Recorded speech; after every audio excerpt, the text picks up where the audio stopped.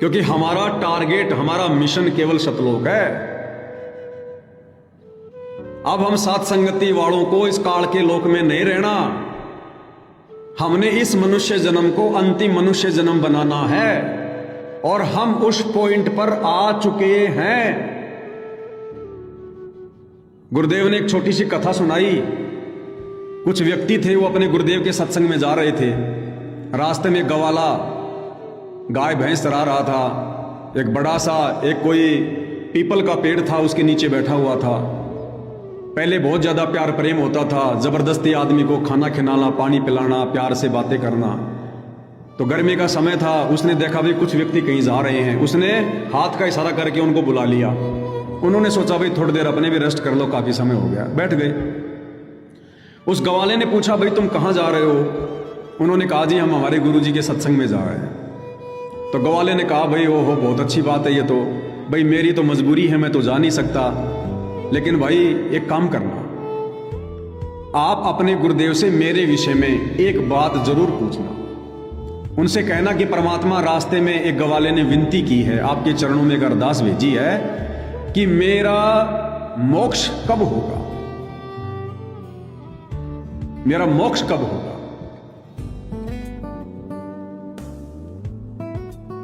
उन्होंने कहा भाई ठीक है, चले गए। 2 दिन सत्संग सुना, उसके बाद वापस आए। तो सवाल का जवाब तो देना ही था। वो सारे सत्संगी आ गए, गवाला वहीं पीपल के पेड़ के नीचे बैठा हुआ था। तो ग्वाले को बड़ी खुशी हुई। उसने पूछा भाई आ गए? पानी वानी पिलाया, बैठाया और कहा भाई आपके गुरुदेव के चरणों में मैंने एक अरदास भेजी थी, आप लोगों ने अरदास लगाई? बोला जी लगाई। क्या उत्तर दिया महात्मा जी ने? तो वो जवाब देने में डर रहे थे, संकोच कर रहे थे कि क्या जवाब दें इसको, ये दुखी हो जाएगा।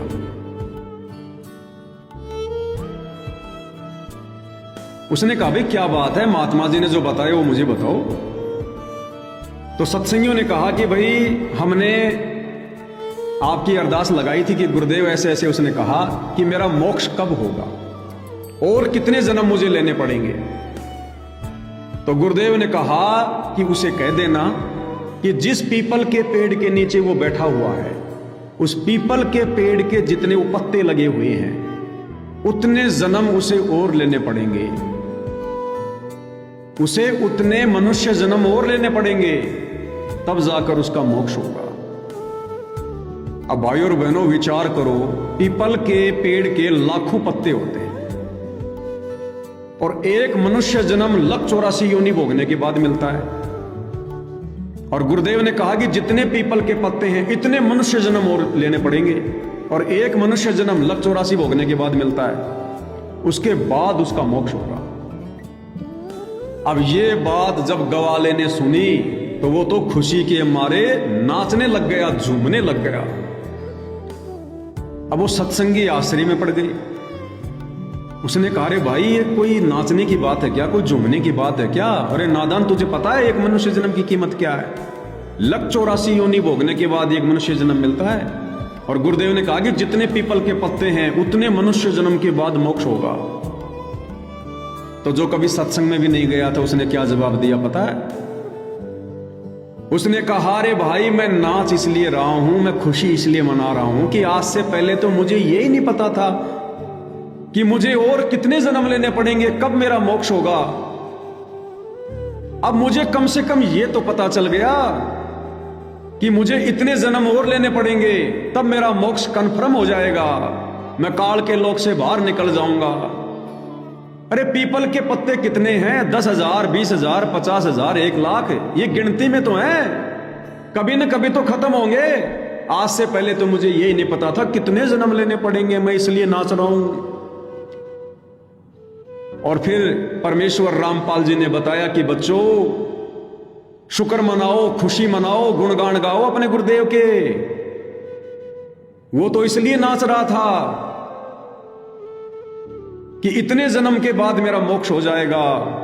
और बच्चों यदि तुम वर्तमान में अपने गुरु चरणों में मर्यादाओं के साथ लगे रहे, गुरु वचन में बंधे रहे, अपने गुरु को ही परमपिता परमेश्वर मानकर भक्ति करते रहे, तो तुम्हारा ये मनुष्य जन्म अंतिम पीपल का पत्ता है, अंतिम पीपल का पत्ता। असली खुशी तो भाई और बहनों आप और हमें होनी चाहिए। ये हमारा अंतिम मनुष्य जन्म है। किनका?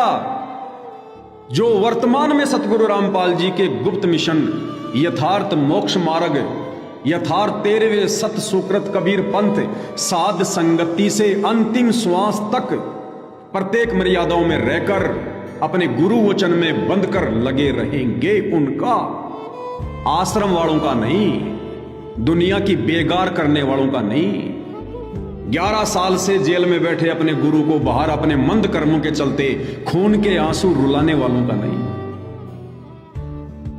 केवल और केवल साध संगति से जुड़ी हुई आत्माओं का। तो हमारा टारगेट है सतलोक, और सतलोक वाले टारगेट में भाई चाहे कुछ भी संघर्ष करना पड़े,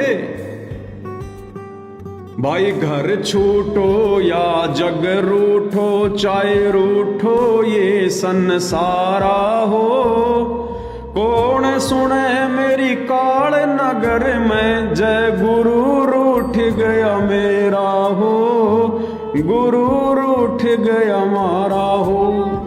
अगर हमारे गुरु जी रुष्ट हो गए, हमारी किसी कमजोरी के कारण, मर्यादा तोड़ने के कारण, हमारे किसी भक्ति विरुद्ध कर्म के कारण, कौन सुनेगा? फिर हमारी कौन सुनेगा? यहां पर कोई नहीं सुनेगा।